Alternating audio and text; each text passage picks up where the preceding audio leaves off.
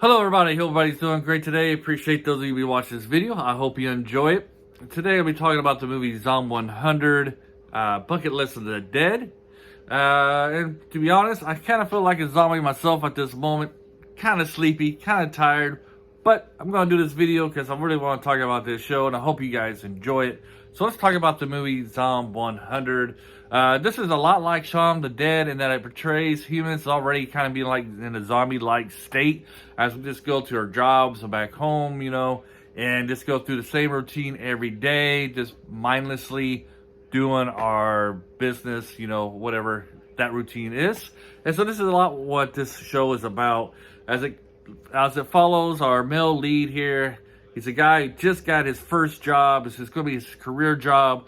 So like all of us, when we get that first job that we're going to be hopefully spending our rest of our lives doing, you get excited, you're fired up to do it, and he's gung-ho. But eventually finds out that this job is not the kind of job that he was expecting. In fact, all his waking hours are toward this job. Like, he can't do anything else but his job.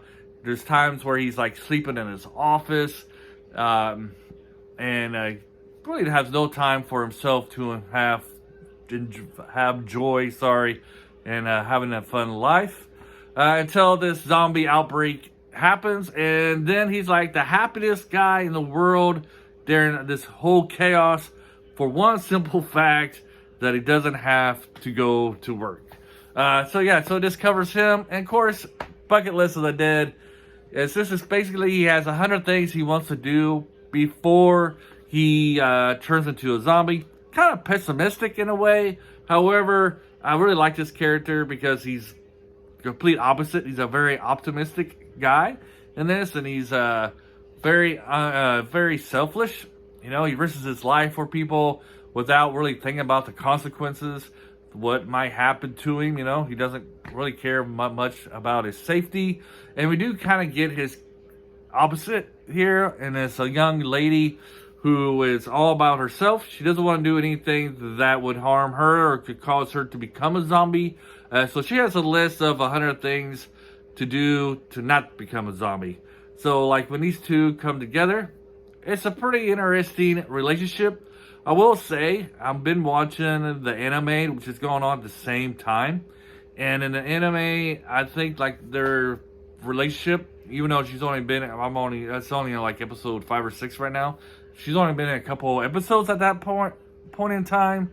But I like the relationship in the anime a lot better as it really goes hand in hand about their opposites, and the things that they desire. In the movie, it's kind of brush over. Like, you get her the first time you see her, you can kind of see how it would be a very interesting interaction between those two, as one is just trying to, have fun before he turns into a zombie, and one's being really cautious and not really want to take any risk or anything like that. In the movie, it kind of gets brushed over pretty quickly. The first encounter, they kind of get that dynamic where they're competing, which idea was better. But, then the second time is kind of like she's completely gone away with, being all cautious and stuff.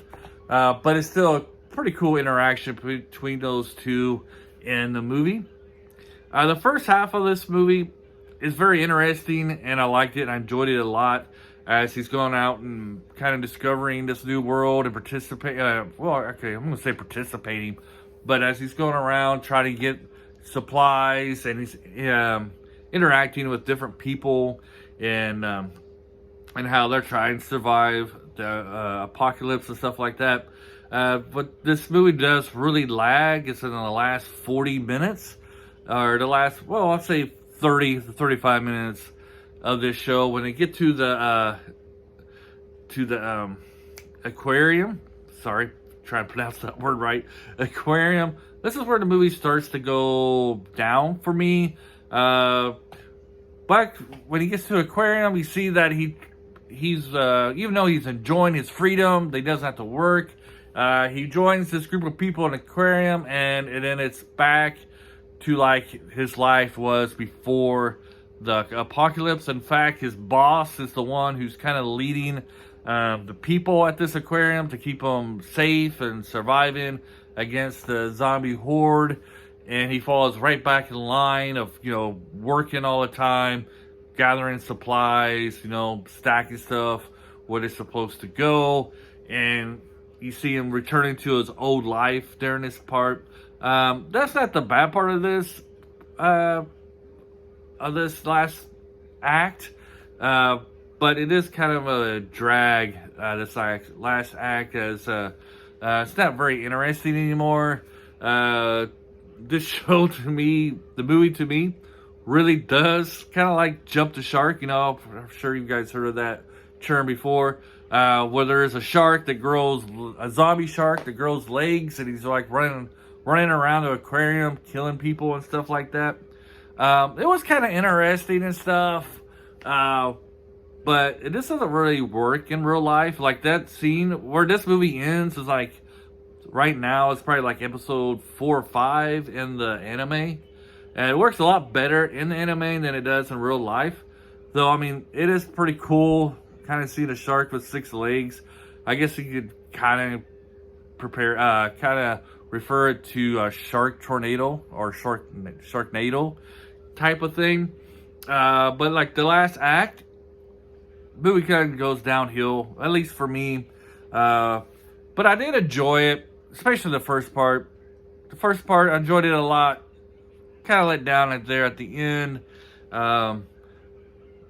It's an okay zombie movie, It's your typical party, I would say, like B-movie type zombie movie. Like I said, it does have some good points about how we are kind of, in a lot of ways, people are just zombies already before, we don't need a zombie breakout to become zombies. If you're one of these people who are just in this rut where you're just waking up, going to work, coming home, eating, and just doing that same routine over and over again, and not really thinking about anything else, you kind of are like a zombie. People putting work above all else. This is kind of the theme of the beginning of the movie, where everybody's attention is just to work.